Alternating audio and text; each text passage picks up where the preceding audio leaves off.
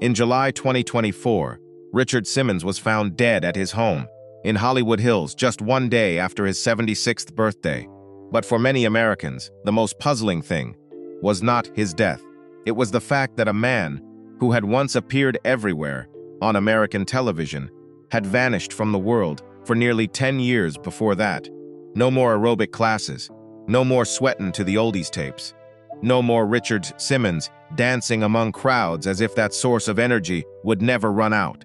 That disappearance quickly turned into a national mystery.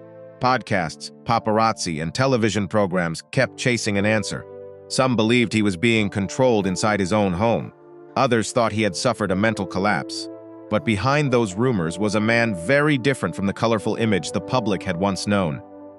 An overweight boy in New Orleans who had been bullied so badly that he was afraid to enter the school restroom, a person who once destroyed his own body just to escape the shame he felt about his weight.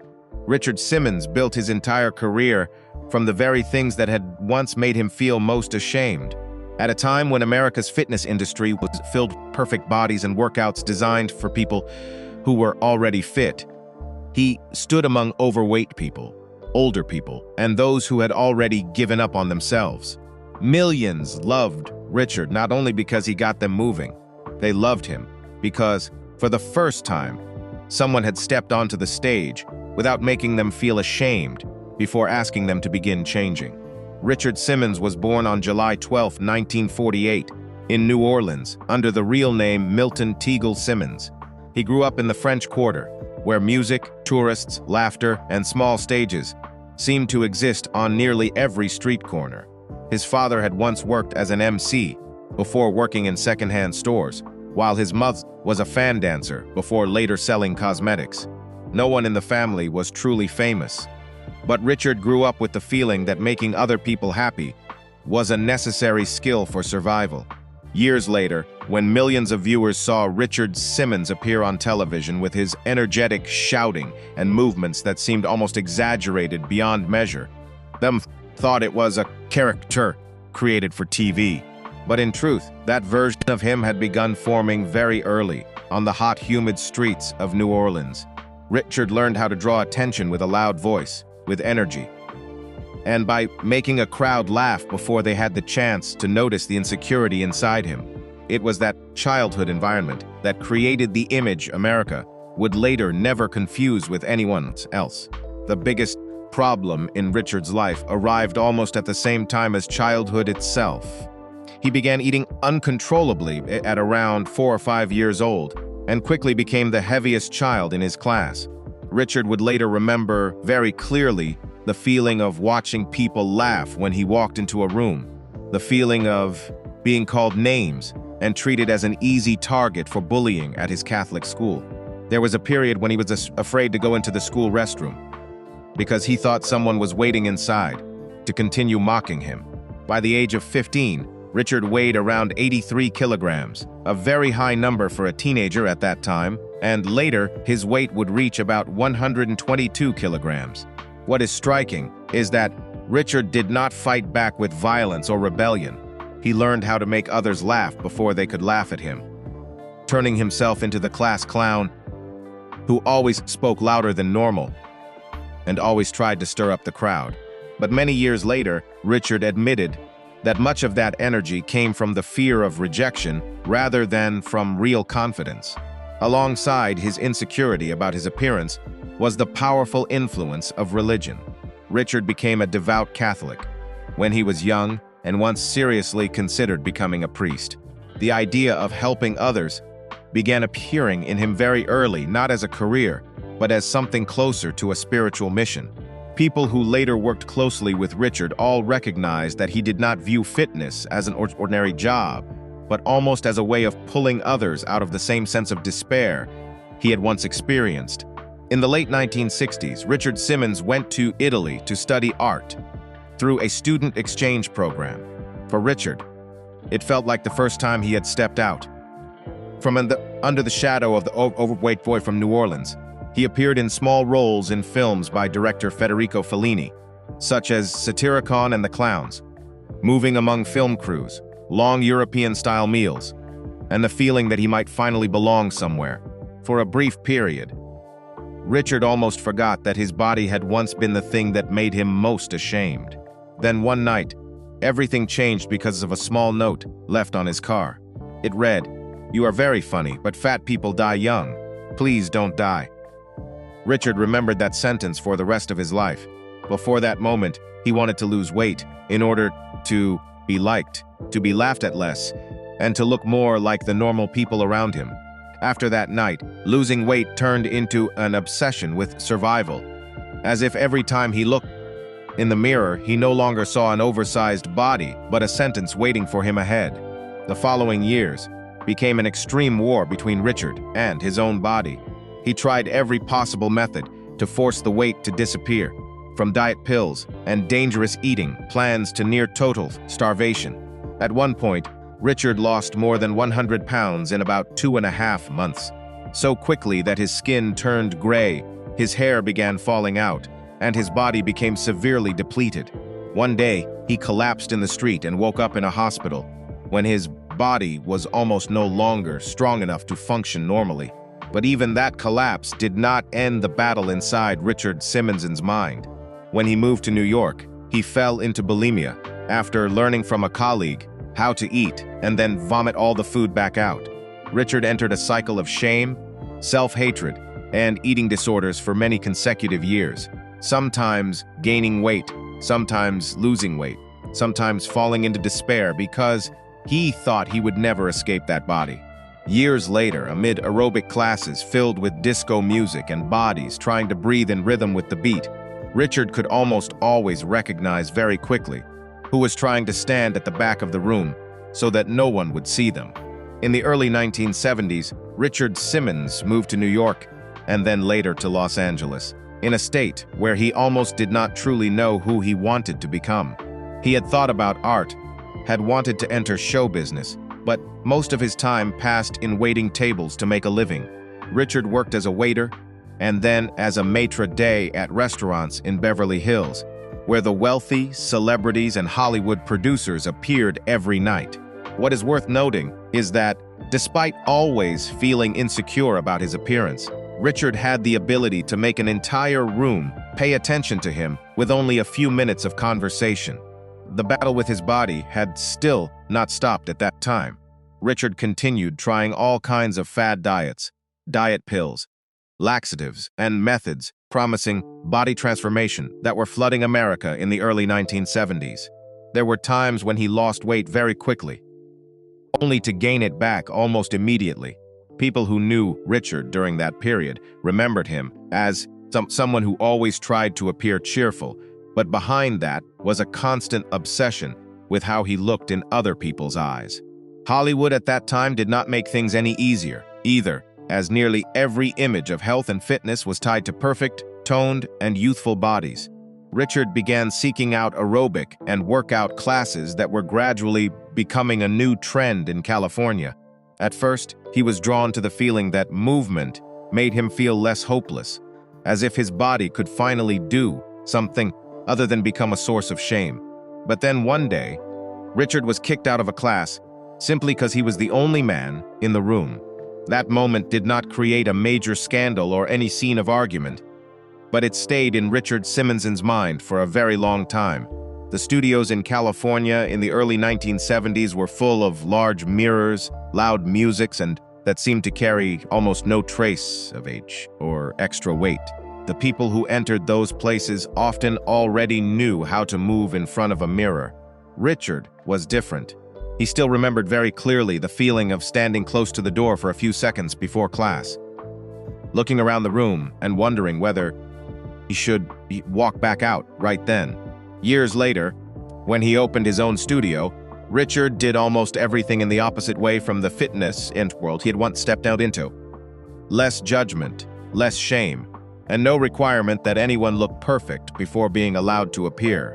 In 1974, Richard Simmons opened his first studio in Beverly Hills, under the name The Anatomy Asylum.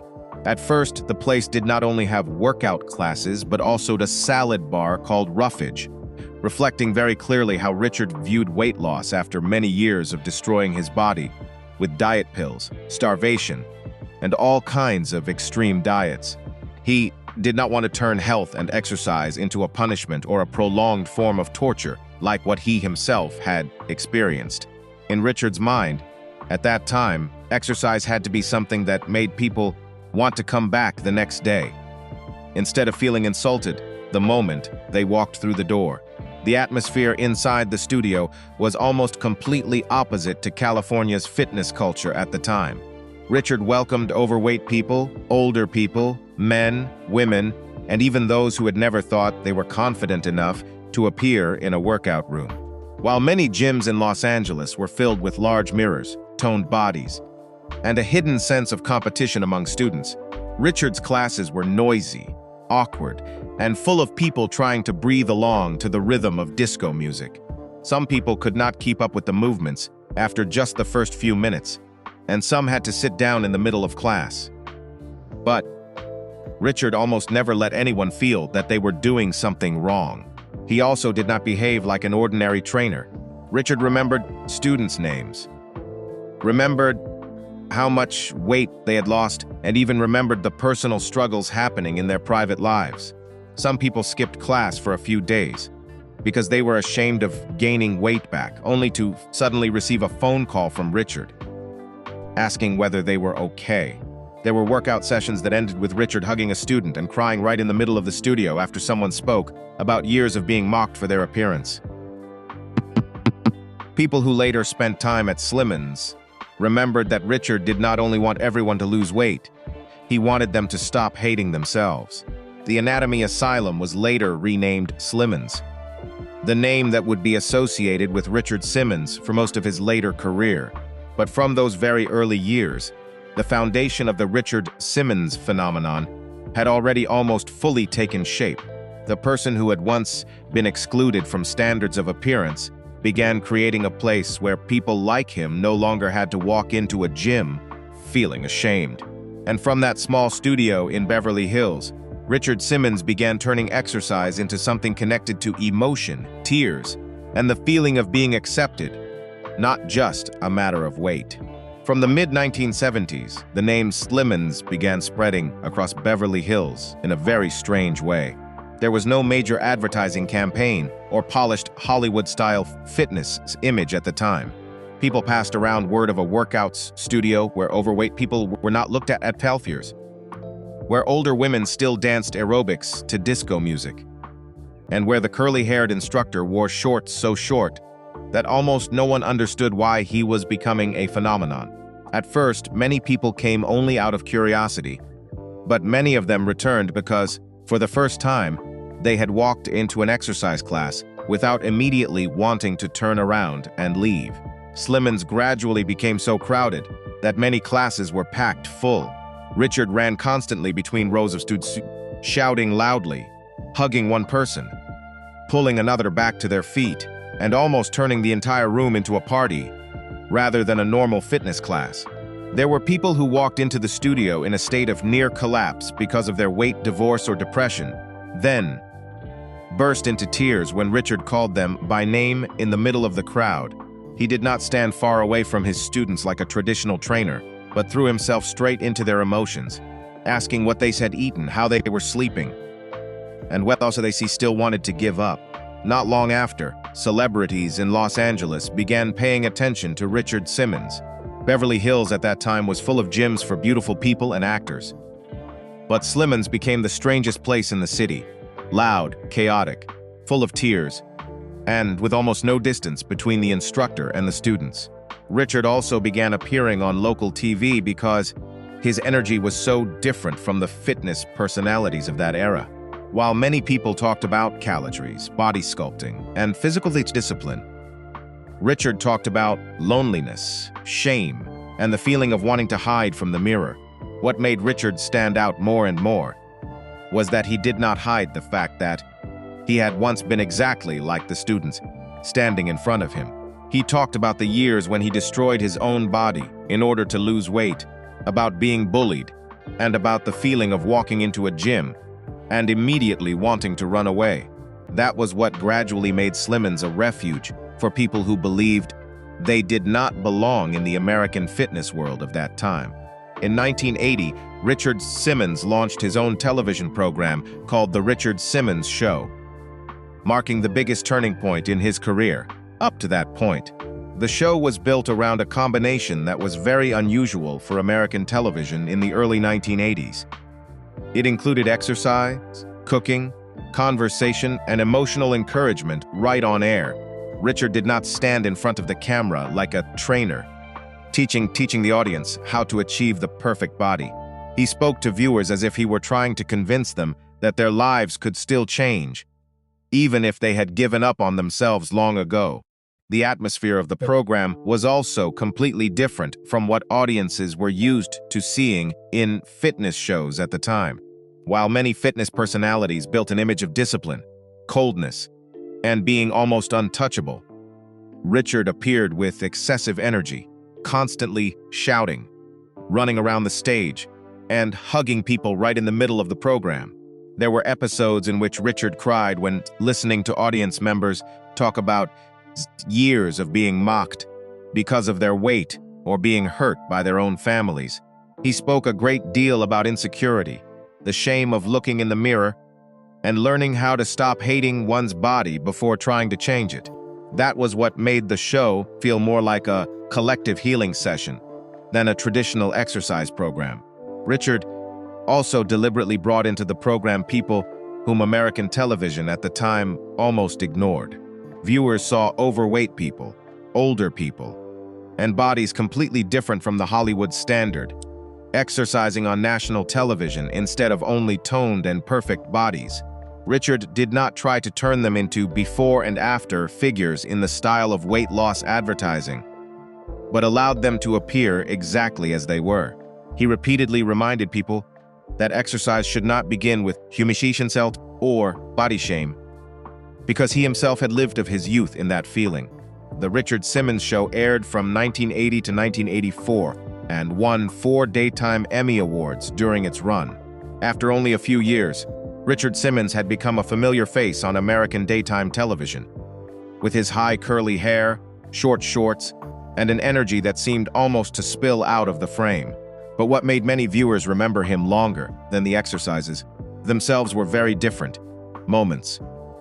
A woman crying in the middle of the program as she talked about years of being mocked for her appearance. An overweight man daring for the first time to dance in front of the camera. Or Richard hugging someone right on stage as if weight loss had never been only about weight. Alongside the Richard Simmons Show, Richard Simmons also began appearing as himself on General Hospital, one of the daytime television series with the largest viewership in America at that time. At first, Richard was invited to appear only as a guest character because of his growing fame from Slimmons and local programs. But the audience response was so strong that his role was gradually extended over several years. Richard appeared on screen exactly as he did in real life, loud, emotional, full of energy, and almost always making every scene more chaotic than usual. Appearing on General Hospital brought Richard Simmons to a much larger audience than ordinary fitness culture could reach. Housewives, older viewers, and daytime television audiences began becoming familiar with the image of a curly-haired man in short shorts, constantly shouting and hugging people inside America's most famous fictional hospital. Richard did not try to change his personality to fit television. On the contrary, it was precisely his excessiveness that made audiences remember him immediately after only a few appearances. Around the early 1980s, Richard Simmons was appearing almost constantly on American television. In the morning, audiences saw him on his own show. During the day, they saw him on General Hospital. Then he continued appearing on talk shows and evening game shows. Richard walked onto sets in short shorts, sequin shirts, high curly hair, and a source of energy that seemed almost never to run out. He hugged audience members, cried on air, and talked about weight insecurity in a way very different from the familiar fitness figures of that era. Audiences began remembering Richard Simmons not only because of his workouts or weight loss programs. They remembered the feeling that he made the people appearing beside him on television look more like real people from real life than perfect models. Richard spent a great deal of time talking with overweight people, older people, and those who had completely lost confidence in themselves. And from that period onward, Richard Simmons gradually became one of the most recognizable television faces in America in the early 1980s. In 1988, Richard Simmons released Sweatin to the Oldies and almost completely changed the familiar image of exercise videos in America. At that time, the fitness market was dominated by nearly perfect bodies, high-intensity workouts, and the feeling that only beautiful people had the right to appear in front of the camera. Richard did almost the exact opposite. He stood among overweight people, middle-aged people, older people, and bodies that did not look like any Hollywood fitness advertisement of that era. Some people could not keep up with the movements. Some laughed while exercising because they were out of breath. But Richard did not cut them out of the frame. He let them appear exactly as they were. From the very first minutes, Sweatin to the Oldies carried a feeling completely different from the fitness programs of that time. Richard did not stand coldly counting beats or constantly talking about calories and physical discipline. He shouted loudly, ran around the room, pulled people to their feet, and turned the exercises into something more like a disco party than a tense workout session. Old music played. People who had never thought they were confident enough to dance in front of a crowd began moving, and Richard almost threw himself into the middle of them with uncontrollable energy. Amid the old music and the bodies struggling for breath to the disco rhythm, Richard almost turned workout videos into something closer to a party than a test of who was beautiful enough to appear in front of the camera. American audiences reacted almost immediately. People who had never bought exercise videos before began seeking out Richard Simmons because, for the first time, they saw themselves on the screen. Not fitness supermodels, not Hollywood actors, but real bodies, real people, panting, trying, and still allowed to enjoy themselves while exercising. That made Sweatin to the Oldies spread far beyond the ordinary fitness world and become a pop culture phenomenon of the late 1980s. The entire series later brought in more than $200 million in revenue and sold more than 20 million workout tapes, becoming one of the most successful fitness video lines in American history. Richard Simmons went from being an instructor in Beverly Hills to a face appearing in millions of living rooms across America. But behind those numbers was still the same familiar image. The overweight boy who had once been excluded from standards of appearance was now standing in the middle of the TV screen, shouting to people like himself that they did not need to be perfect in order to join that party. After the enormous success of Sweatin to the Oldies, Richard Simmons' empire began expanding at a very fast pace. He wrote many books about weight loss and health, such as Never Say Diet book, released fitness products, introduced the portion control program, Deal a Meal, hosted radio shows, and constantly appeared in PBS specials. Richard was almost everywhere connected to weight loss in America in the late 1980s and early 1990s.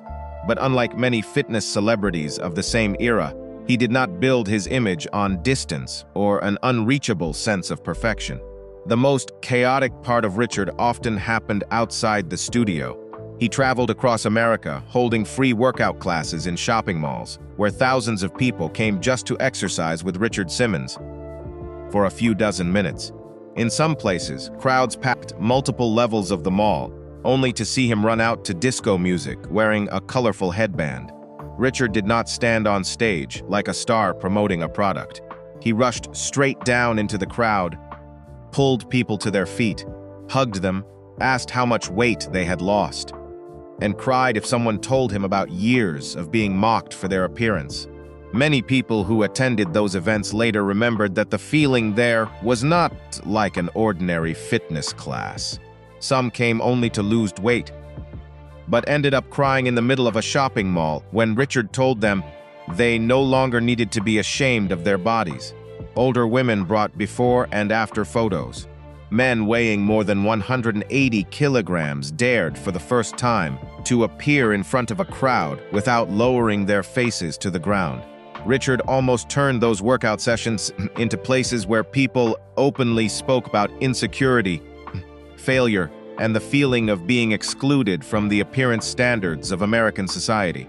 The more famous Richard Simmons became, the more he resembled an emotional phenomenon rather than an ordinary fitness instructor. People came to see him not only to exercise, but also to be encouraged, to be hugged, and to feel that they still belonged to this world, even if their bodies did not look like the ones in advertisements or magazines.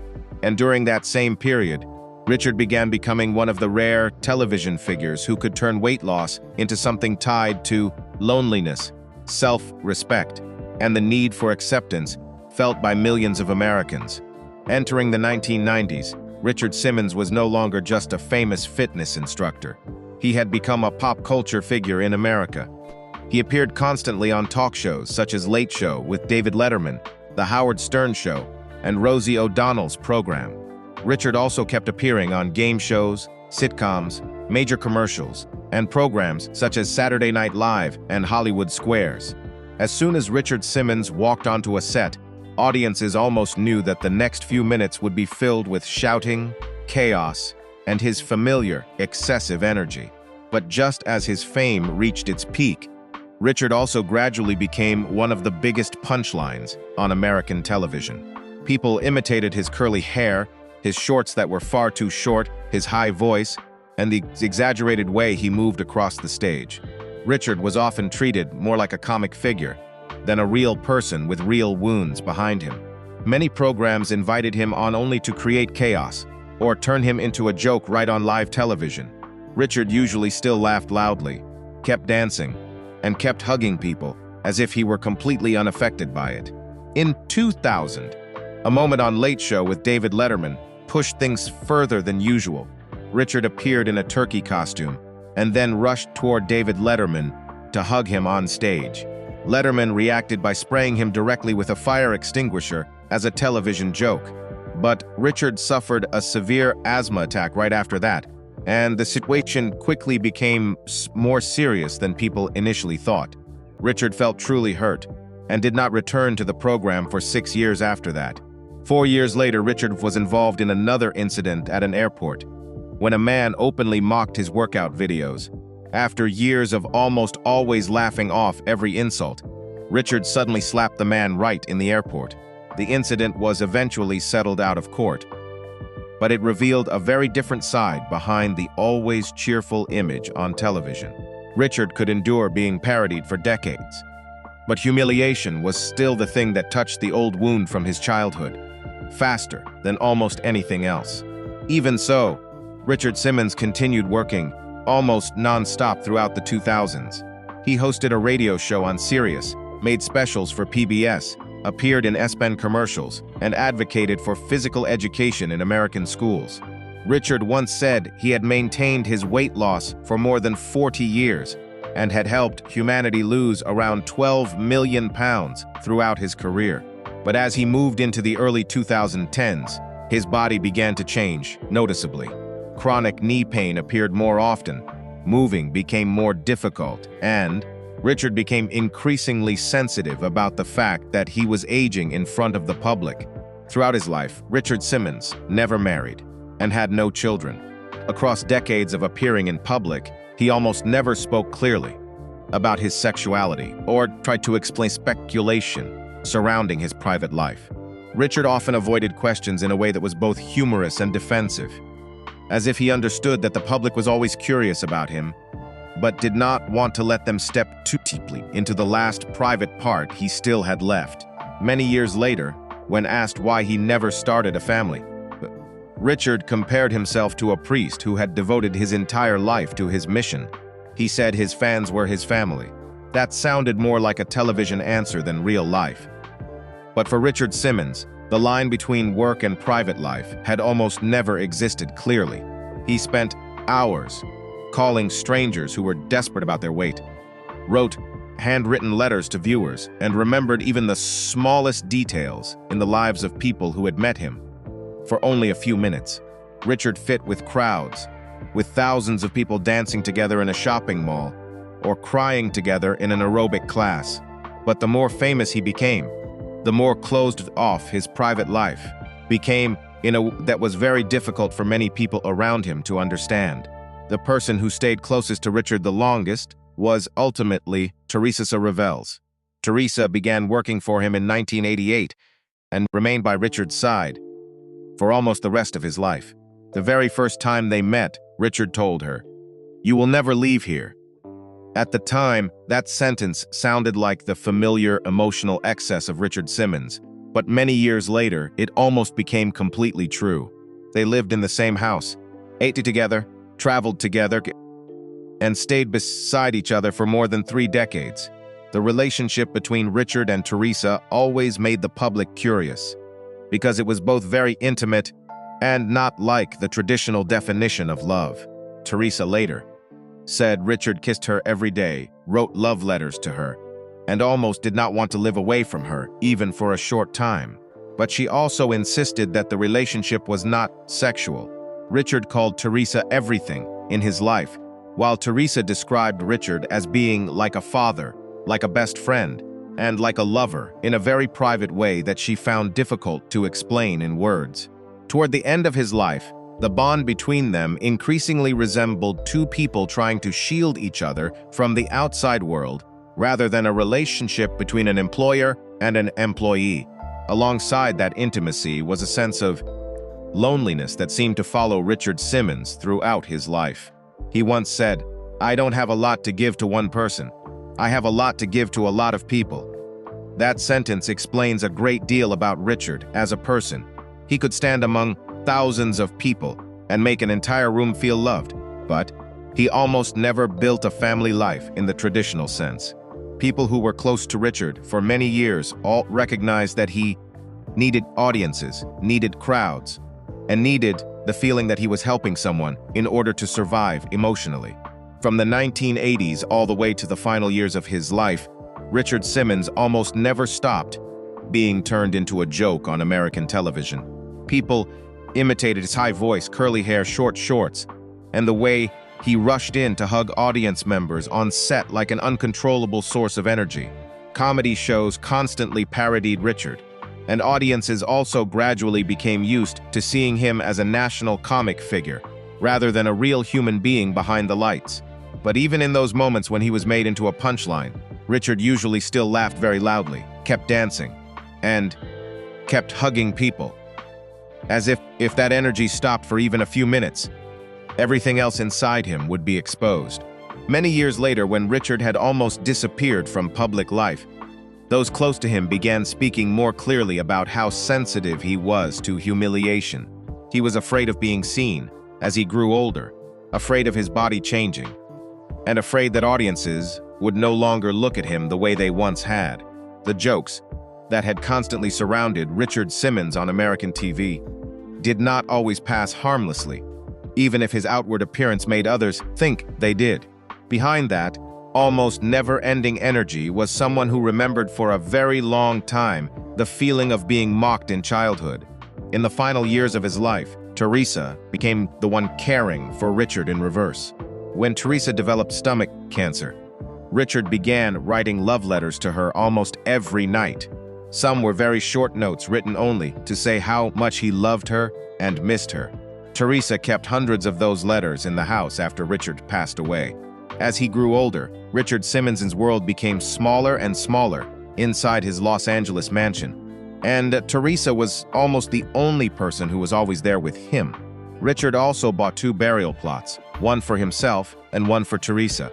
At first, she rejected the idea because she thought Richard was being too emotional, as usual.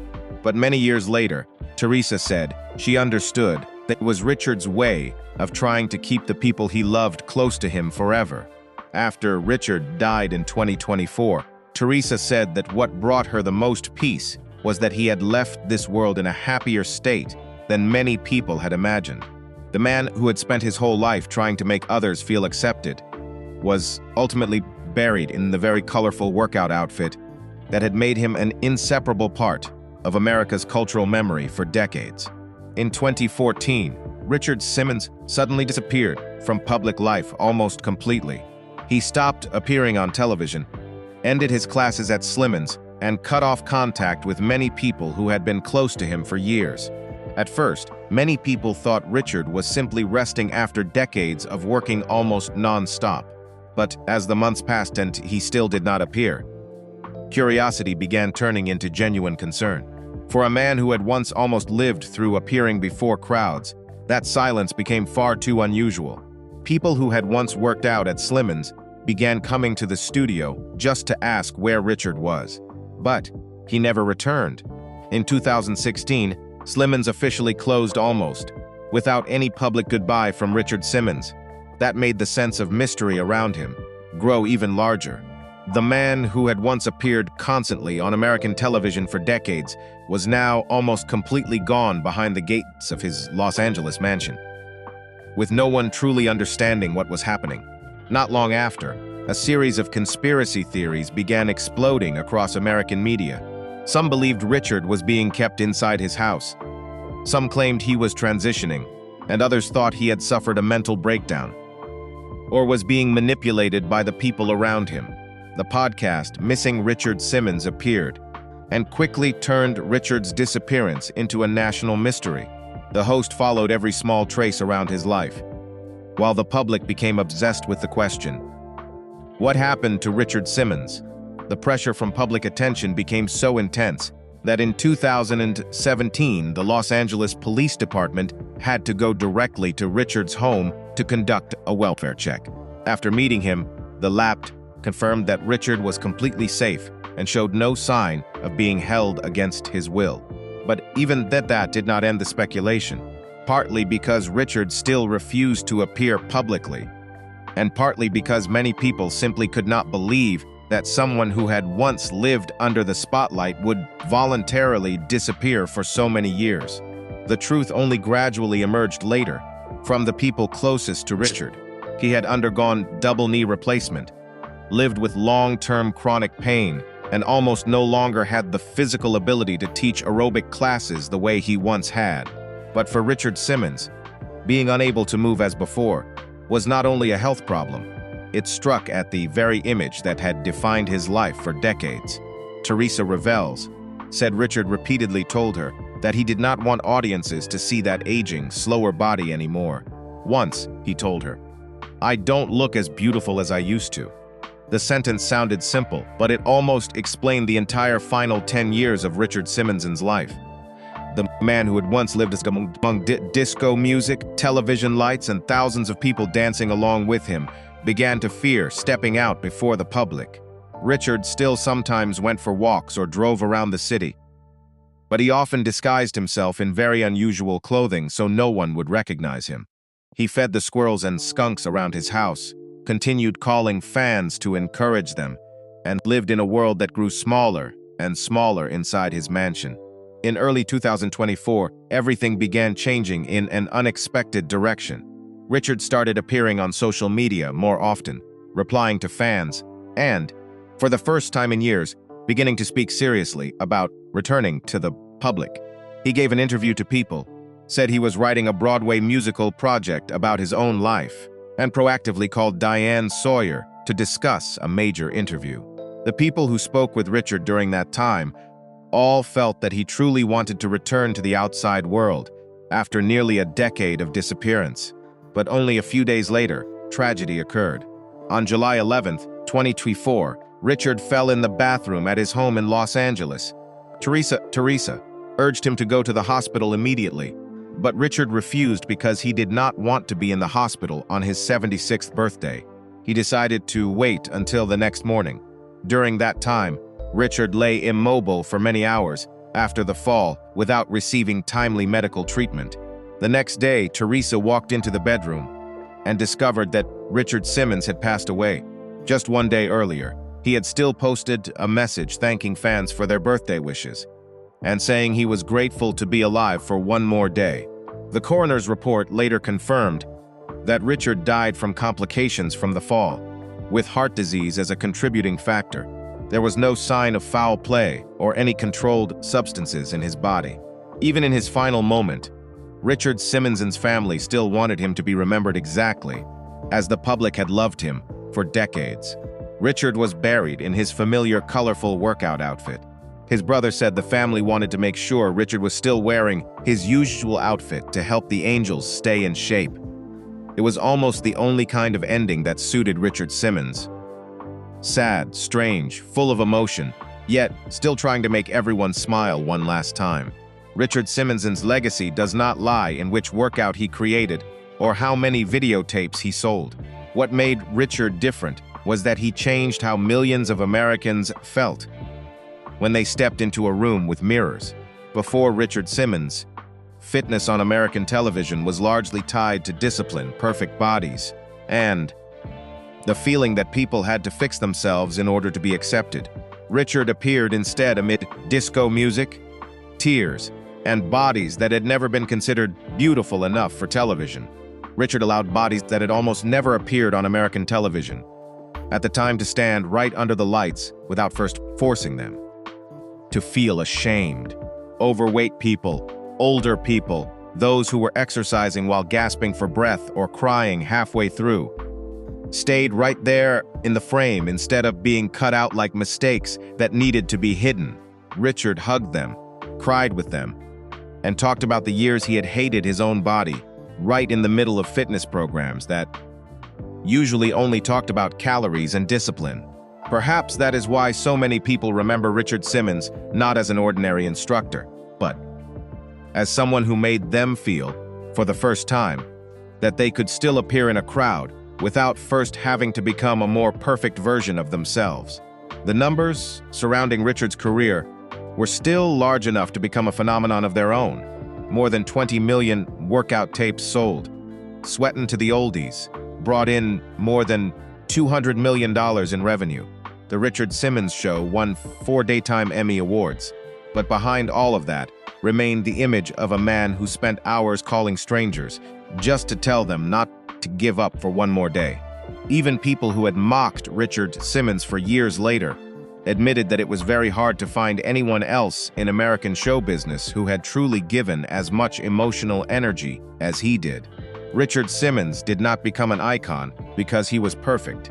He became an icon because audiences saw someone carrying almost all of their own insecurities into the spotlight, yet still continuing to dance, continuing to laugh, and continuing to try to pull other people back to their feet with him.